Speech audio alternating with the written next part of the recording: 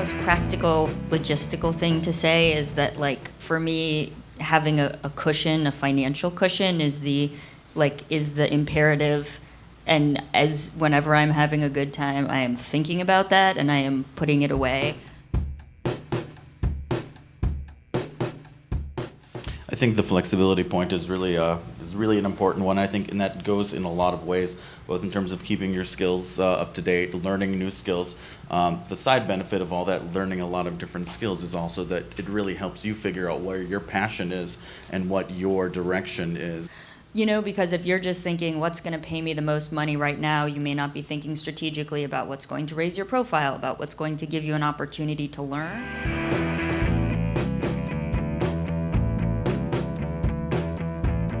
Personally, I am more interested in specializing because I think to get the really meaty jobs that I'm fighting for, you really need to have expertise in an area. It basically depends on what your career path is and what your interests are. I'm very much a generalist, and I enjoy being a generalist. I enjoy doing lots of things. However, I know that limits me in some ways in terms of some positions. When people trade off and you're networking and people make references and say, hey, you should work with so-and-so, often it's for the thing that you're good at, and that getting that out is harder when you just do lots of stuff.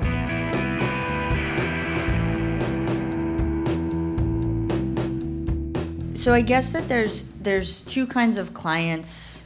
Well, there's really three kinds of clients that I encounter. One of which is when you are working as a freelancer for a production or post-production company.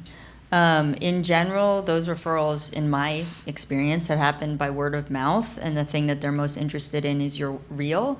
Or if you don't have a reel that's appropriate, or you're looking for a longer form, then they'll want to watch a more substantive work sample, a film that you've edited, a short, something like that. Yeah, I think that's the main thing, is having when you're approaching or looking at a new project or being approached for a new project, what they're going to want to see something that's similar to what they're looking for. And that can be, you can tell someone, yes, I can do X and I can do Y, but unless your portfolio shows it, that's not a very compelling reason for them to pick up and hire you. It's funny, often the people that are making the decisions and holding the purse strings aren't necessarily the creative types in the organization, and they just want the assurance that when they hire you, that you're going to be able to do it.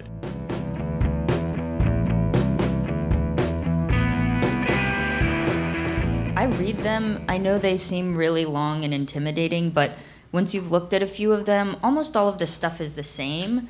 And there's often like one thing that really matters and that you should notice in them. I think that understanding and looking at contracts and knowing what they spell out, thinking about things like payment terms, thinking about things like time frames and that sort of thing. If it's as simple as laying it out in an email, that's great. Get something in writing, some sort of acknowledgement at a bare minimum, just so you have an understanding of that. If you can get a contract, that's great. I mean, the whole point of the contract is making clear what the expectations are. How to get in, how to get out of the arrangement that you have. When is the job done? When is, how long is there a commitment between the two, and what that commitment is.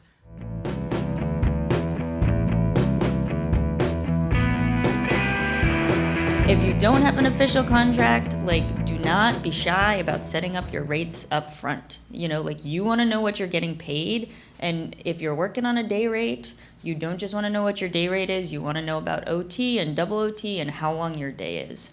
And be really honest with what your skill level is. The going rate for a person of a beginning level is much different than someone who's a specialist. So do your research and talk to people. It really is all about this, what do you value yourself at, and then what does the market value you at, and then what can you make a living at, and factoring all of that in, and it's very organic.